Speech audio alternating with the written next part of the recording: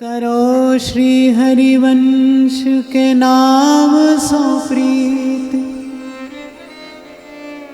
जा नाम प्रताप धर्म लयो। जु धर्म निधर्म स्वरूप कयो, बिसरो जिन श्री हरिवंश कयो।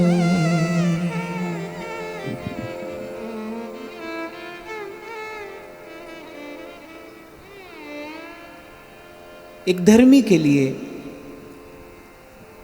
धर्म का प्रकाश करते हुए, मार्ग का विधान करते हुए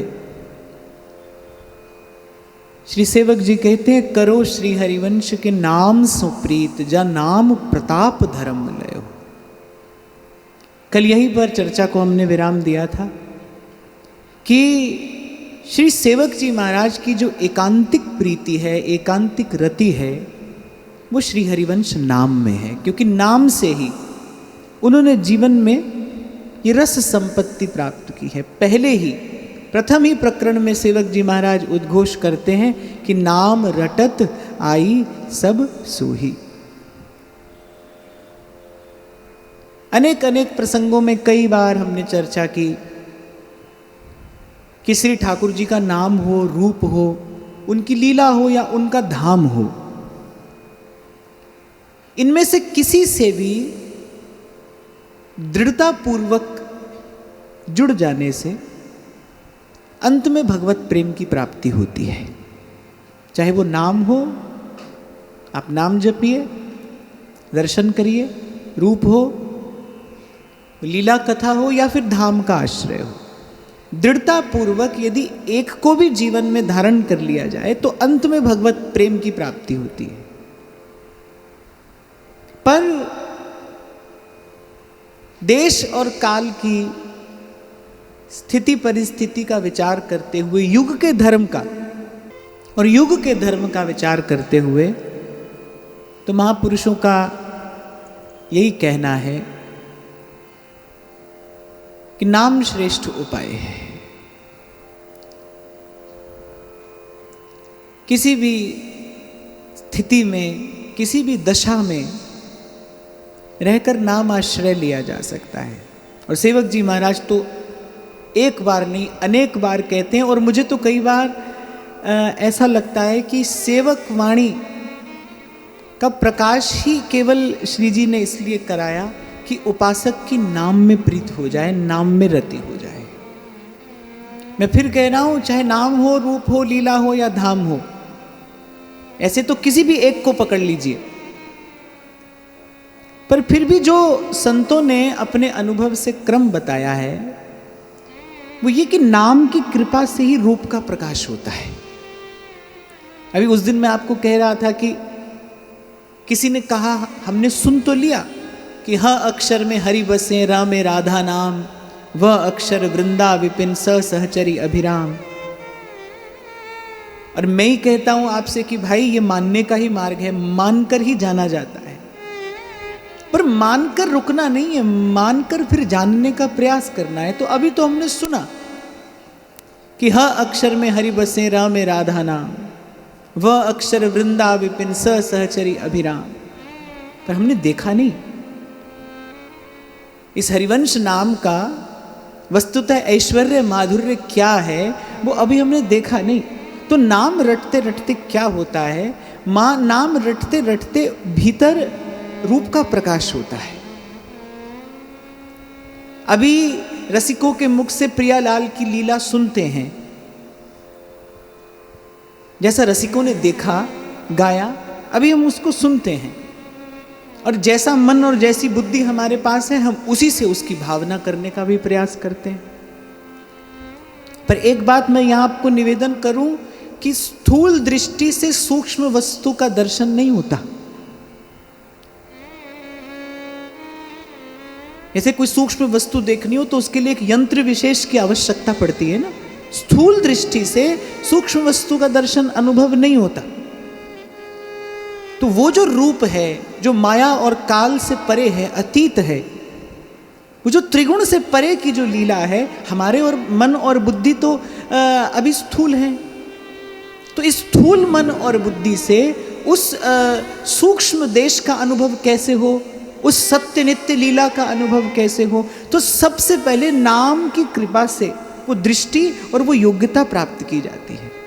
जब कुरुक्षेत्र के मैदान में श्री ठाकुर जी ने अर्जुन को अपने विराट स्वरूप का दर्शन कराया, तो पहले उसको दृष्टि दी, क्योंकि जो दृष्टि अर्जुन के पास थी उससे उस विराट स्वरूप का दर्शन नहीं हो सकता था। तो पहले ठाकुर जी ने वो दृष्टि प्रदान की। तो नाम का जो जप है, नाम की जो रटन है, पहले हमें वो दृष्टि देता है, वैसा भाव देता है जिससे उस रूप का दर्शन हो सके और उस रूप के प्रकाश में लीला का अनुभव हो सके। मैंने पहले भी आपको स्मरण हो तो कहा था कि कल्पना करना एक बात है, यद्यपि कल्पना भी अच्छी है, क्योंकि संतों का कहना है कि भगवान तो कल्पना में भी सत्य हैं। संसार सत्य प्रतीत होता हुआ भी कल्पना ही है, स्वप्न जैसा है। और भगवान की कल्पना भी करो तो वो भी सत्य है, वो भी भजन ही है। पर फिर भी रसिकों ने जो क्रम बताया है, महानुभावों का जो अनुभव है, भजनानंदी संत जो अपने जीवन का अनुभव बताते हैं, वो यही है कि प्रथम नाम हरिवंश हित, रट रसना दिन रैन, फिर प्रीति रीति तब पाइए, अरु वृंदावन ऐन। ऐन कहते हैं ठिकाने को। बोले मन को ठिकाना कब मिलेगा? पहले रट रसना दिन रैन। देखो यहां से उस पार जाना है, ठिकाना उस पार है जहां विराजे राधा रानी। इस पार तो कोई ठिकाना नहीं है, ठिकाना उस पार है, इस पार से उस पार जाना है। तो ध्रुवदास जी कह रहे पहले नाम रटिए, नाम की कृपा से क्या होगा? मार्ग मिलेगा। प्रीति रीति तब पाइए, अरु वृंदावन ऐन। नाम की कृपा से मार्ग मिलेगा, उस मार्ग पर चलकर जाओगे तो उस पार ठिकाना मिलेगा। अरु वृंदावन ऐन, विश्राम, मन को विश्राम, चेतना को एक ठौर मिल जाएगी, अपना स्वरूप मिल जाएगा, अपना जो सहज स्वरूप है, जो नित्य स्वरूप है। तो जैसा मैंने कहा कि नाम रूप लीला धाम जो आपको अच्छा लगे करिए, पर संतों का कहना यही है कि पहले नाम को पकड़िए। और सेवक जी तो कहते हैं नाम प्रताप धर्म लयो। हमारे पास तो प्रत्यक्ष प्रमाण है, हमें तो किसी और प्रमाण की आवश्यकता नहीं है। केवल रसिकों के मुख से सेवक जी ने श्री हरिवंश नाम सुन लिया, उनका मन शुद्ध था, उनका अंतःकरण बड़ा निर्मल रहा होगा, जो नाम सुनते ही नाम में थोड़ा अनुराग हो गया। और ऐसा अनुराग हुआ कि बस नाम रटते रटते सेवक जी कहते हैं आई सब सोही, मैंने सब कुछ पा लिया केवल नाम रटते रटते। आप देखो जिसको देखा ही नहीं कभी, उसका नाम रट रहे। अच्छा एक और बात यहाँ पर बहुत विचार करने की है कि संतों के मुख से सेवक जी महाराज ने भगवान नाम नहीं सुना था। भगवान का नाम सुनकर जपना एक बात है, पर महाप्रभु जी का नाम सुना। महाप्रभु जी उस समय आचार्य रूप में विराजमान थे, महाप्रभु जी का नाम सुना और महाप्रभु जी के नाम में प्रीति हो गई। इसीलिए सेवक जी कहते हैं भाई भक्ति का सार सर्वस्व क्या है? वो भगवान की भक्ति नहीं, भगवान के भक्त की भक्ति है। और वैसे भी ये जो हमारा मार्ग है ना, इसको तो महाप्रभु जी ने गुरु मार्ग कहा।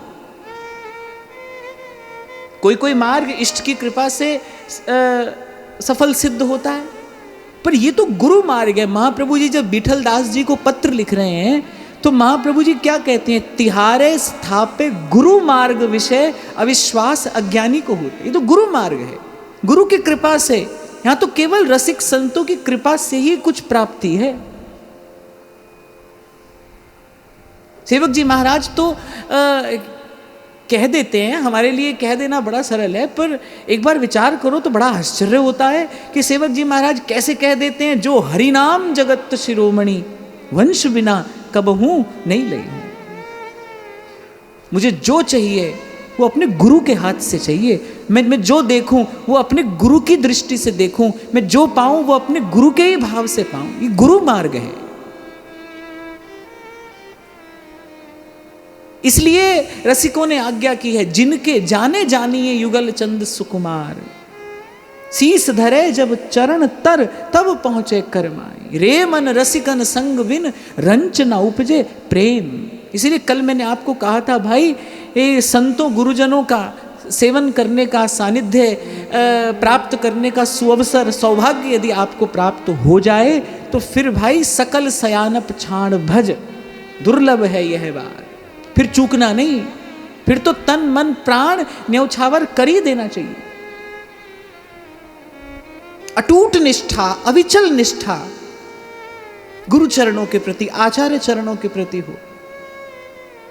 आपको एक छोटा सा उदाहरण देता हूं, मुझे स्मरण आ गया कि महादेव माता पार्वती को कथा सुना रहे हैं।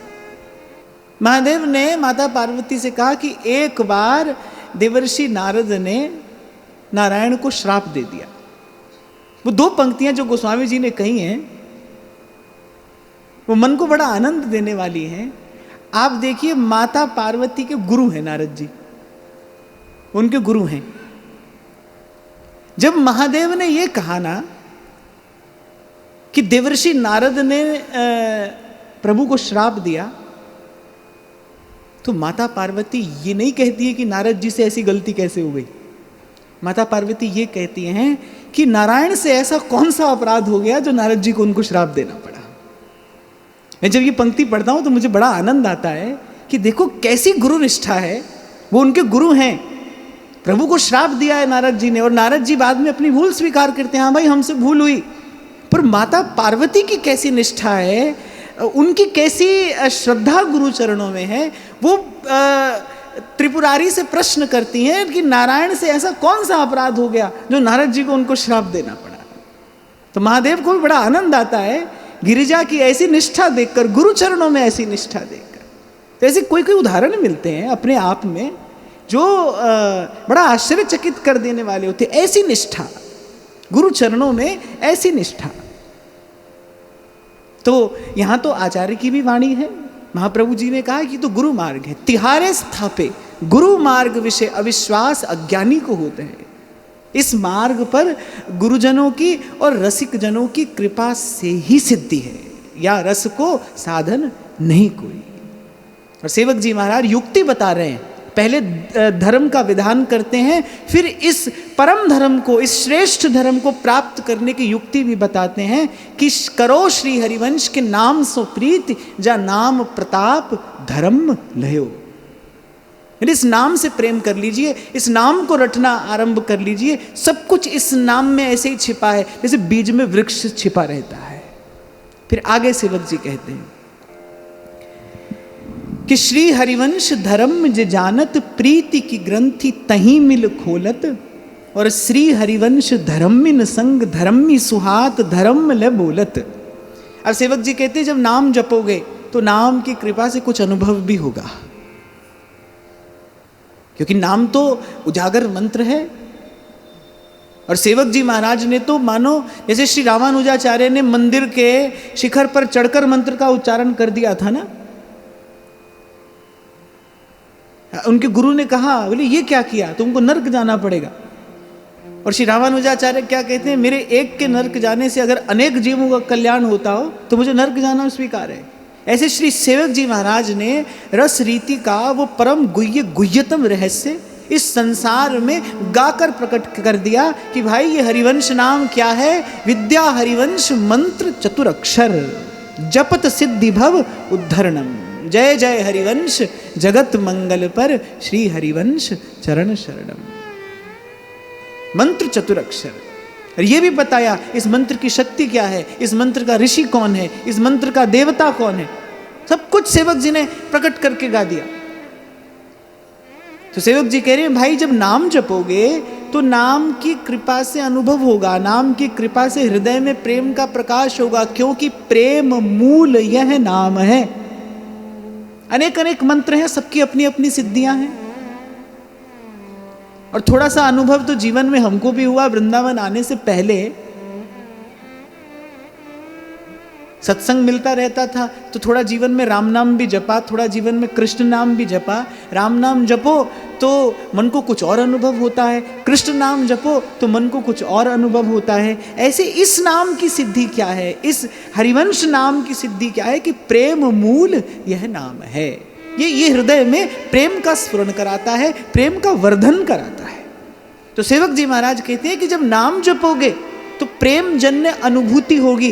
पर सेवक जी महाराज साधक को सावधान कहते हैं कि प्रीति की ग्रंथि तहीं मिल खोलत।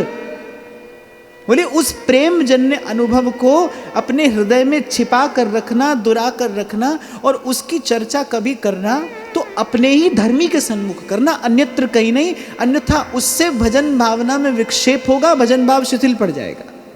प्रीति की ग्रंथि तहीं मिल खोलत, अर्थात गांठ में वो जो प्रेम रतन आपके कर पड़ेगा, बोले उस गठरिया को कभी खोलना तो अपने किसी धर्मी के ही सामने खोलना। प्रथम दिन हमने चर्चा की थी, भाई मिलना किसको कहते हैं? जब मिलने के बाद दो न रहे, एक रह जाए, उसी को मिलना कहते हैं। संग क्या है? जिसके संग से तन मन प्राण शीतल हो जाए, ग्रह व्यवहार भूल जाए, प्रेम में, भावना में, अनुराग में वृद्धि हो, वही संग है।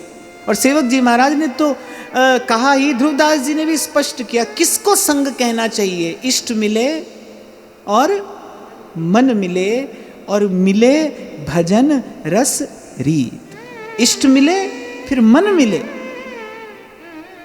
और मिले भजन रस रीत। एक ही दिशा में मन जाता हो तभी सुख है भाई। इसीलिए उस दिन आपको स्मरण हो तो मैंने कहा था कि देह के धरातल पर भी मिलना मिलना नहीं है, वो भी टकराना है। विचारों के धरातल पर भी मिलना नहीं होता, कभी कभी वहां पर भी टकराना होता है। दो को एक करने की सामर्थ्य तो केवल प्रेम में है। जाको सहज स्वभाव यह करत दोई ते एक। दो को एक तो प्रेम कर सकता है,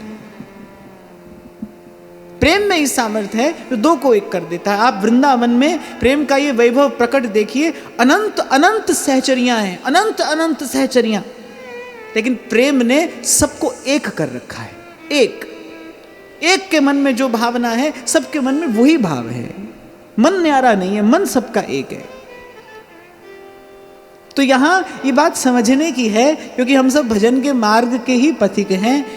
जप करेंगे, भजन करेंगे, सेवा सुमिरन करेंगे तो थोड़ा अनुभव होगा, लेकिन उस अपने भजन भाव जन्य अनुभव को संभाल कर कैसे रखना है, सेवक जी महाराज बताते हैं। भाई अपने भजन साधन संबंधी चर्चा या तो अपने गुरु से करना चाहिए, या तो अपने गुरु से ही करना चाहिए, और या फिर जो आपका सधर्मी हो, जो सजातीय हो, उससे अनुभव की बात कहनी चाहिए, अन्यथा मौन रहना चाहिए। क्योंकि ऐसा मैंने बहुत तथाकथित साधकों के जीवन में देखा है, वो दो कदम आगे चलते हैं, फिर उनकी उन्नति रुक जाती है, उनकी भजन भावना की जो प्रगति है वो बाधित हो जाती है। उसका कारण केवल यही है कि वो अपने भजन जन्य अनुभव को संभाल कर नहीं रख पाते।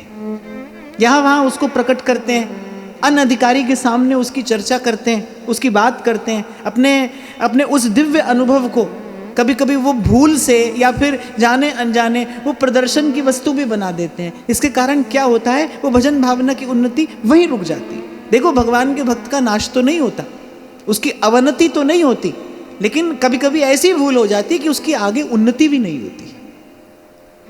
भजन भाव प्रतिक्षण बढ़े, यही प्रयास एक साधक का होना चाहिए। मैं फिर आपको कहूं कि हमको किसी के जैसा तो नहीं होना है, लेकिन आज जैसा हमारा मन है, कल इससे और सरस हो, कल इससे और सुंदर हो, ऐसा प्रयास तो हमको करना ही चाहिए। इसी का नाम साधना है।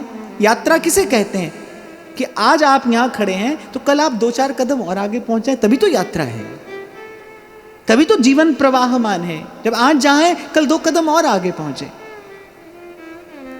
तो मैं तो अपनी ओर से आपको ये निवेदन कर रहा हूं कि गुरुजनों की कृपा से श्रेष्ठ मार्ग मिल जाए भजन का, सत्संग सेवा सुमिरन जीवन में आ जाए, फिर तो सतत निरंतर यही प्रयास होना चाहिए, भाई हमारी उन्नति कैसे हो, हमारा भजन भाव कैसे बढ़े।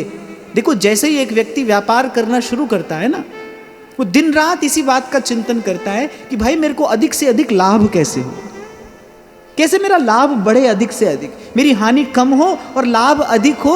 वो सतत निरंतर इसी का प्रयास करता है।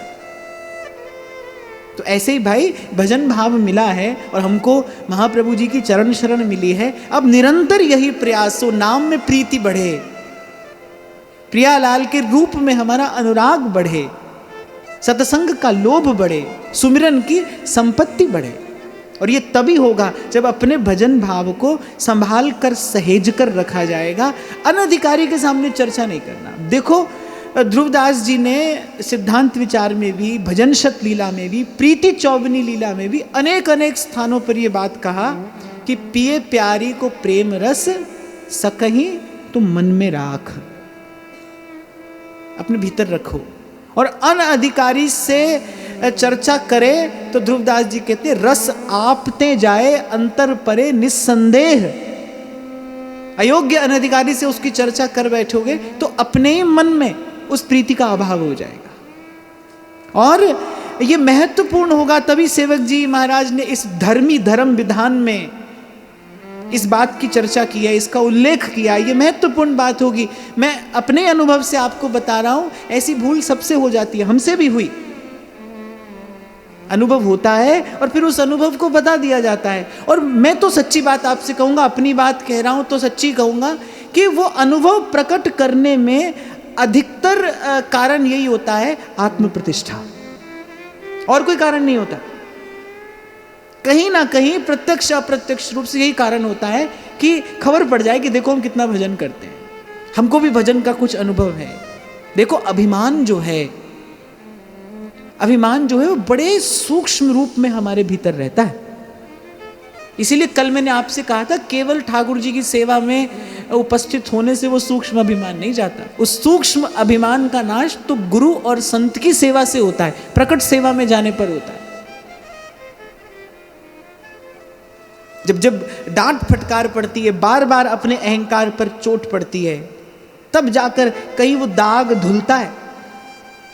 कोई गहरा दाग लग जाए तो धोने वाला कैसे उसको पटक पटक कर उस दाग को छुड़ाता है ना, रगड़ रगड़ कर, पटक पटक कर उस दाग को छुड़ाता है। ऐसे ही संत गुरु करते हैं, अंदर हाथ सहारा दे और बाहर मारे चोट।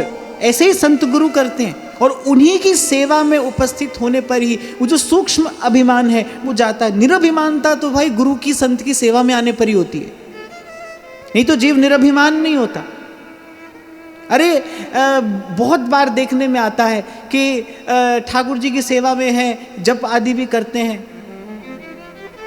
पर व्यवहार में, उनकी चर्चा में, उनकी चेष्टा में स्पष्ट दर्शन हो जाता है अभिमान का, दंभ का। इसीलिए तो ध्रुवदास जी कह रहे हैं, भाई या रस को साधन यह है, और करो जिन नेम कुछ करो भले मत करो, रेमन रसिकन संग बिन रंच ना उपजे प्रेम। तो भाई भजन करो और फिर उस भजन जन्य अनुभव को संभालो, हमारी भजन भावना में उन्नति हो, यही हमारा लक्ष्य हो, यही हमारा उद्देश्य हो। तो प्रीति की ग्रंथि तहीं मिल खोलत। और फिर सेवक जी कह रहे, श्री हरिवंश धर्मिन संग धर्मी सुहात धर्म ले बोलत।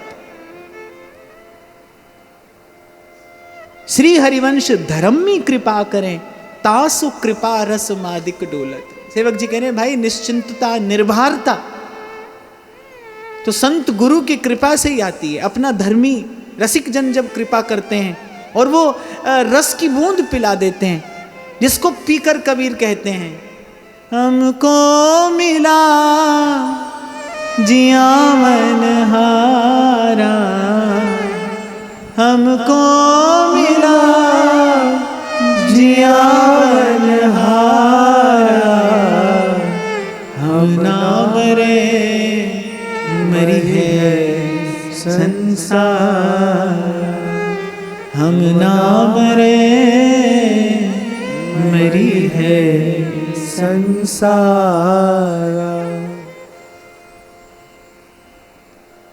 स्वर्ग नरक अपवर्ग आस नहीं त्रास है, और जहाँ राखों तहाँ रहो मान सुख रास है। बस देहु दया कर दान न बिसरों केली को, भगवत बलित तमाल बिलो को बेली को। ध्रुवदास जी जब सिद्धांत विचार लीला कहते हैं ना, तो कहते हैं कि रसिक जन कैसे हैं, तिहि रस के बल सबते बेपरवाह रहते हैं। अच्छा, एक बात और समझने की है, बेपरवाह होना एक बात है, लापरवाह होना एक बात है। अच्छा, दूर से देखोगे तो दोनों एक जैसे दिखाई पड़ेंगे। आप दूर से देखो तो दोनों बिल्कुल एक जैसे दिखाई पड़ेंगे। बेपरवाह भी वैसा ही दिखाई पड़ेगा, लापरवाह भी वैसा ही दिखाई पड़ेगा। पर लापरवाह कौन है? जो स्वयं की भी हानि करा रहा है, दूसरे को भी चोट पहुंचा रहा है। बेपरवाह की दशा कुछ और होती है, वो स्वयं भी आनंद में मग्न है और उसके निकट जाने वाला भी किसी अनिर्वचनीय सुख की प्राप्ति करता है। पर ध्यान रखना, दोनों दूर से एक जैसे दिखाई पड़ेंगे। तमोगुण में क्या होता है? व्यक्ति जड़वत पड़ा रहता है, प्रमादी होकर पड़ा है। और विशुद्ध सत्वगुण में क्या होता है? विशुद्ध सत्वगुण में भी व्यक्ति एक स्थान पर पड़ा है। पर वो जो तमोगुण में पड़ा है और वो जो सत्वगुण में स्थित है, वो दूर से देखने पर दोनों स्थिर हैं, लेकिन दोनों की अंत स्थिति में तो दिन और रात जैसा भेद है। जैसे अंधकार और प्रकाश में भेद होता है, वैसे ही उनमें है। तो रसिक जन कैसे हैं? बेपरवाह हैं। इसीलिए सेवक जी महाराज बार बार कह रहे हैं, भाई रस रीति कैसी है? शुद्ध, अविरुद्ध, बेपरवाह, माने किसी से लेना न देना। रहो को काहू मन ही दिए। इसीलिए महाप्रभु जी ने पहले यह कह दिया कि रहो को काहू मन ही दिए, माने ये बात हम किसी को उपदेश देने के लिए नहीं कह रहे हैं, ये तो हमारी मन की स्थिति है कि मेरे प्राणनाथ श्री श्यामा शपथ करूं तृण छिए। भाई किसी को कहीं रहना हो रहे। रसिक संतों ने जो सब उपदेश किया, अंत में यही तो कहा, भाई हमने तो यथामति अपनी बात बता दी, अब जिसको जैसा अच्छा लगे वैसा करे। अभी जब हम उत्तरकांड की चर्चा कर रहे थे तो श्री रघुनाथ जी अपना उपदेश आरंभ करने से पहले यही कहते हैं कि भाई हम बता रहे हैं, उसके बाद आप विचार करना और जैसा आपको अच्छा लगे वैसा करना। तो रसिकों की स्थिति बड़ी अद्भुत है, असाधारण है, वो बेपरवाह है। यहां ध्रुवदास जी कह रहे हैं, सेवक जी महाराज कह रहे हैं कि और जब धर्मी कृपा करते हैं तभी वैसी रसमत्तता प्राप्त होती है। मस्ती, अगर सरल शब्दों में कह दूं ना मैं इसको, मस्ती, सहजता। अच्छा, सहज शब्द की व्याख्या कोई नहीं की जा सकती, क्योंकि ये अनुभूति की बात है। सहज कौन होता है? कभी कभी सहज होने का प्रयास करते करते व्यक्ति बहुत असहज हो जाता है। वो बेचारा इसी प्रयास में लगा है कि हम किसी तरीके से सहज हो जाएं, वो सहज होने के प्रयास में असहज हो जाता है। सहज होना कुछ और है, सरल होना कुछ और है। उसमें न कोई लाग लपेट है, न कुछ लेना देना है, उसमें न कोई प्रयास है, वो तो बस ऐसा ही है। कई बार हमने चर्चा की, भक्ति का अंतिम फल क्या है? भक्ति सहज कर देती है। नवम सरल सब सो छल हीना, मम भरोस ही हर्ष न दीना। भक्ति करके होता क्या है? सहज हो जाता है। ठाकुर जी तो यहां तक कह रहे हैं, मेरे दर्शन का फल क्या है? मम दर्शन फल परम अनुपा, जीव पाव निज सहज स्वरूप। हमारा सहज स्वरूप क्या है? कछु लेना न देना, मगन रहना, कछु लेना न देना, मगन रहना। ठाकुर जी का सहज स्वरूप क्या है? वो भी अपने निजानंद में मग्न है। आप ठाकुर जी को देखो, वो अपनी मस्ती में मग्न है। उनको भी संसार की भीड़ से लेना देना नहीं, चल रही भीड़ ते न्यारे ही खेलें। प्रिया जी के लिए सेवक जी महाराज क्या कहते हैं? सुभग सुंदरी सहज सिंगार, सहज रूप वृषभानु नंदिनी, सहजानंद कदम्बिनी, सहज विपिन घन उदित चंदनी। हमारे प्रियालाल का स्वरूप कैसा है? सहज। और स्वभाव कैसा है? सो भी सहज। सहज स्वभाव परो नवल किशोरी जू को, मृदुता दयालुता कृपालुता की राशि। तो रसिकों की कृपा से सहजता प्राप्त होती है। सहजता, न लेना न देना। जब तक निंदा है तब तक स्तुति भी होगी, जब तक स्तुति है कहीं ना कहीं निंदा भी होगी। राग होगा तो द्वेष भी होगा। संसार की वस्तु को प्राप्त करके आनंद हो रहा है तो फिर खो जाने पर शोक भी होगा। प्रशंसा में अगर आपको सुख मिल रहा है तो फिर निंदा में कष्ट भी होगा। ये सब द्वंद्व साथ साथ रहेंगे। सहज का अर्थ क्या है? द्वंद्वातीत हो जाना, निर्द्वंद। आपको स्मरण हो, मैंने कहा था प्रसन्न की व्याख्या क्या है। प्रसन्न का अर्थ केवल हंसना खेलना नाचना गाना नहीं है। प्रसन्न माने सहज, द्वंद्व से जो अतीत हो गया है, इसके जीवन में द्वंद्व नहीं है, माने द्वंद्व जिसको प्रभावित नहीं करते। कुछ मिल जाए तो हर्ष नहीं है, खो जाए तो शोक नहीं है, इसे कहते हैं सहज स्थिति, प्रसन्न स्थिति। गीता में इसे ही भगवान ने स्थित प्रज्ञ कहा है। और विचारक लोग, विद्वान लोग इसको ही स्वस्थ होना कहते हैं। स्वस्थ होना माने अपने स्वरूप में स्थित होना, अपने सहज स्वरूप में स्थित, कि संसार की वस्तु प्राप्त होने पर कोई हर्ष नहीं है, खो जाने पर कोई शोक नहीं है, क्योंकि उसने जान लिया है ये आ भी किसी की इच्छा से रहा है और जाएगा भी किसी की इच्छा से, और निश्चित है आया है तो जाएगा ही। इसलिए इस पर बहुत अधिक विचार न करते हुए अपने सहज स्वरूप में स्थित। और यहाँ के रसिकों की यही दशा है, कैसी कैसी विपदा झेल कर वो वृंदावन में पड़े रहे हैं। मृत्यु तुल्य कष्ट भी यहाँ के रसिकों ने पाया है वृंदावन वास करने के लिए, मृत्यु तुल्य कष्ट। लेकिन उस कष्ट को झेल कर भी, और झेलने का अर्थ है प्रसन्नता पूर्वक झेल गए हैं, माने झेलने के बाद उनको कोई शिकायत नहीं है, प्रसन्नता पूर्वक वो कष्ट झेल कर वृंदावन में पड़े हैं, क्योंकि अपने सहज स्वरूप में स्थित हैं। दृष्टि कहीं और है, दृष्टि कहीं और है। सतत नाम रूप और लीला रस का पान कर रहे हैं धाम के आश्रय में पढ़कर।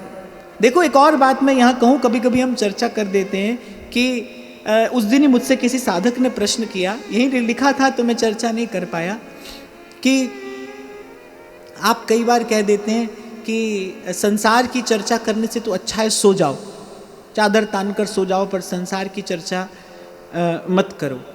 तो मेरे साथ तो यही होता है, जैसे ही माला लेकर बैठूं मुझे नींद आती है, तो आपकी बात सुनकर तो मुझे और प्रोत्साहन मिल गया कि चलो सो ही जाते हैं। देखो बात को कहने के कई कई ढंग होते हैं। एक बात सदा स्मरण रखिए, रसिकों ने जो कहा और इन रसिकों की बात का आश्रय लेकर यहाँ से जो आपको कहा जाता है, उसको कहने का हेतु केवल एक ही है कि किसी प्रकार से हम भजन में लगे हैं, किसी भी प्रकार से हम संसार की विषय की वार्ता चिंतन छोड़कर भजन में लगे। जो भी कहा जा रहा है वो भजन में लगाने के लिए कहा जा रहा है। जब रसिकों ने ये कहा है कि वृंदावन में सोना भला है, तो फिर उन्हीं रसिकों ने ये भी तो कहा है कि बस के वृंदा विपिन में इतनो बड़ो सयान, युगल चरण के भजन बिन निमिष न दीजे जान। फिर आधी बात मत सुनिए, पूरी बात क्या है। और जब रसिक ये कहते हैं ना कि भाई यहाँ फिरे स्वार्थ आपने भजन गहे फिरे बाह, तो उसका अर्थ ये नहीं कि यहाँ पर हम स्वार्थ से ही घूमें और भजन हमारी बाह पकड़े फिरेगा। वो तो वृंदावन धाम की महिमा बता रहे हैं भाई, जहाँ स्वार्थ से रहना भी भजन है, वहाँ भजन की क्या महिमा होगी। वो तो धाम की और भजन की महिमा को प्रकट करने के लिए ऐसी बात कही जाती है।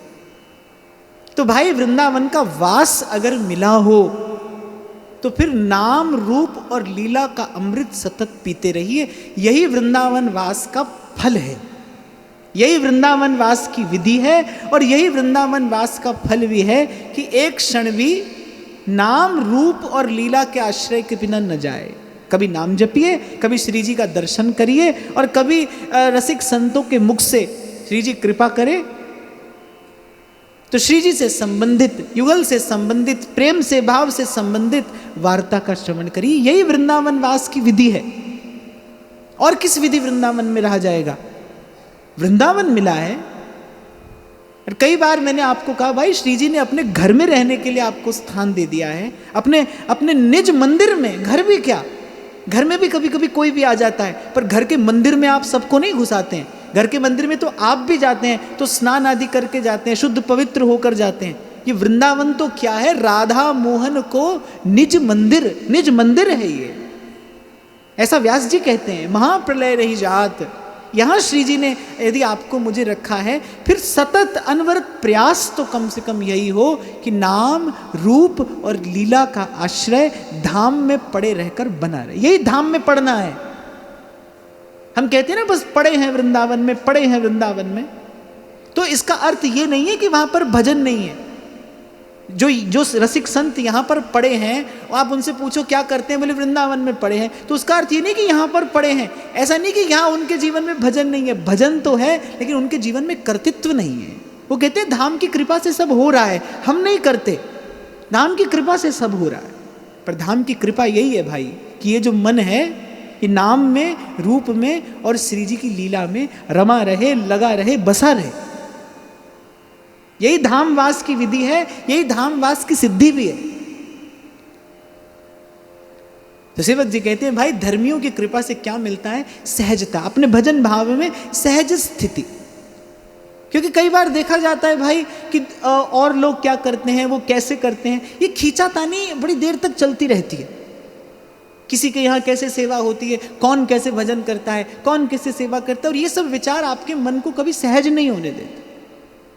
अपने रस में आपकी सहज स्थिति हो। ध्रुवदास जी ने यही कहा सिद्धांत में, औरन सो मत सरता छाड़, कौन अच्छा है कौन बुरा है, सब छोड़कर अपने भजन में बने रहिए। हमारे कल्याण पुजारी जी कहीं दर्शन करने नहीं जाते थे। किसी ने पूछा आप क्यों नहीं जाते, तो बड़ा सुंदर उत्तर उन्होंने दिया। बोले एक तो हम इसीलिए नहीं जाते क्योंकि हम जान गए हैं कि सब जगह एक ही प्रभु का विलास है। जब एक ही का विलास है तो फिर दूसरी जगह जाने की आवश्यकता क्या है। और फिर उन्होंने एक अनुभव की बात बताई। बोले देखो हम मनुष्य हैं, हमारा मन बुद्धि जो क्या है ओछा है, ओछा मन बुद्धि है हमारा। कहीं जाएं अपने यहाँ से अच्छी बात देखने को मिल जाए तो अपने यहाँ के प्रति अवज्ञा होती है। ये बहुत विचार करने की बात है। और देखो हमारा मन बिल्कुल ऐसा ही तो है। वो कहते हैं हम कहीं जाते हैं तो वहाँ यदि हमारे यहाँ से अच्छी कोई बात मिलती है तो अपने यहाँ के प्रति अवज्ञा हो जाती है, अपने यहाँ से कम अच्छी कोई बात मिलती है तो वहाँ के प्रति अवज्ञा हो जाती है। दोनों ही प्रकार से मन मैला ही तो होता है। और फिर संत तो सदा से कहते हैं भाई पुस्तक माला असनो बसनो, ठाकुर बटुआ अपनो अपनो। यहाँ तो घर घर तुलसी ठाकुर सेवा, भोजन दूध दही को। और यहाँ तो घर घर ठाकुर जी विराजमान है। कोई एक ठौर पकड़कर और फिर प्रभु के उसी नाम रूप और लीला में अपने मन को रमाने का प्रयास करना चाहिए। यही रसिकों की बताई हुई विधि है और यही गुरुजनों का बताया हुआ दिया हुआ मार्ग है। कोई जो छवि आपको रुच जाए, मैं ये नहीं कहूँगा कि यहीं जाना है, कोई भी एक स्थान जो आपको रुच जाए, जहाँ पर मन लगने लगे, बस फिर वहीं पर दीजो वृंदावन वास, निरखूं श्री राधा वल्लभ लाल, ये जोरी मेरे जीवन प्राण, निरखूं श्री राधा वल्लभ लाल को। और अपने आप को इसी कसौटी पर सदा कसना भाई। हम सही दिशा में आगे बढ़ रहे हैं, सही गति से आगे बढ़ रहे हैं, हम अपने गंतव्य के, अपने लक्ष्य के निकट जा रहे हैं। इसकी कसौटी केवल यही है कि हमारा मन सहज हो रहा है कि नहीं। कल जो बातें मन को प्रभावित करती थी आज कुछ कम प्रभावित करती हैं कि नहीं। कल कोई कुछ कहता था तो बहुत बहुत दिन तक मन खराब रहता था, बहुत बहुत दिन तक मन अस्वस्थ हो जाता था। अब आज कम से कम वैसा तो नहीं है। सुनते हैं थोड़ी देर के लिए, उसका प्रभाव भी होता है। मैं ऐसा नहीं कहूँगा कि एकदम से आप और मैं सिद्ध हो जाएंगे, कोई बात नहीं, कोई कहेगा सुनेंगे, थोड़ी देर के लिए उसका प्रभाव भी होगा, पर फिर से शीघ्रतापूर्वक फिर से हमको अपने भजन भाव में स्थित हो जाना है।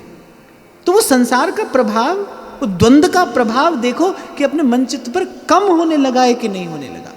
कहीं ऐसा तो नहीं कि संसार के प्रति आकर्षण वैसा का वैसा ही है, संसार की वस्तुओं के प्रति आकर्षण वैसा का वैसा ही है। खींच तान कर अपने मन को सांत्वना तो देते हैं कि नहीं ऐसा नहीं करना, नहीं ऐसा नहीं करना, पर मन की स्थिति वैसी ही बनी है। तो भाई ध्यान देना, क्योंकि यदि रस मिला तो विषय का रस छूटेगा।